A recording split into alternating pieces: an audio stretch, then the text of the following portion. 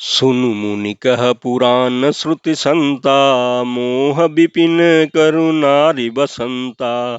जप तप नेम जलाश्रय झारी, होहि ग्रीसम सोसई सब नारी।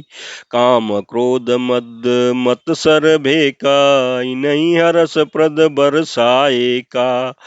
दुर्वासना कुमुद समुदायी, तिनकह शरद सदा सुखदायी। धर्म सकल सर सीरहु वृंदा, होहि हिम तिनहि दहि सुख मंदा।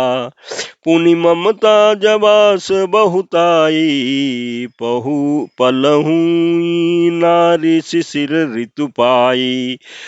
पाप औलुक निकर सुखकारी, नारी निविड़ रजनी अंधियारी। बुद्धि बलशील सत्य सब सीना मीना, बनसी सम त्रिय करहि प्रवीणा।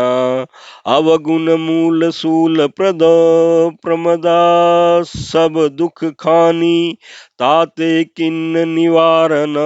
मुनि मैं यह जिय जानि प्रमात, सियावर रामचंद्र शंकर जीव जो। अरण्य कांड दोहा 44। इस चौपाई के प्रसंग में तुलसीदास जी कहते हैं कि हे मुनि सुनो, पुराण वेद और संत कहते हैं कि मोह रूपी वन को विकसित करने के लिए स्त्री बसंत ऋतु के समान है। जप तप नियम रूपी संपूर्ण जल के स्थानों को स्त्री ग्रीष्म रूप होकर सर्वथा सोख लेती हैं। काम क्रोध मद और मत्सर डा आदि मेढक हैं, इनको वर्षा ऋतु होकर हर्ष प्रदान करने वाली एकमात्र यही स्त्री है। बुरी वासनाएं कुमुदों के समूह हैं, उनको सदैव सुख देने वाली यह शरद ऋतु है। समस्त धर्म कमलों के झुंड है।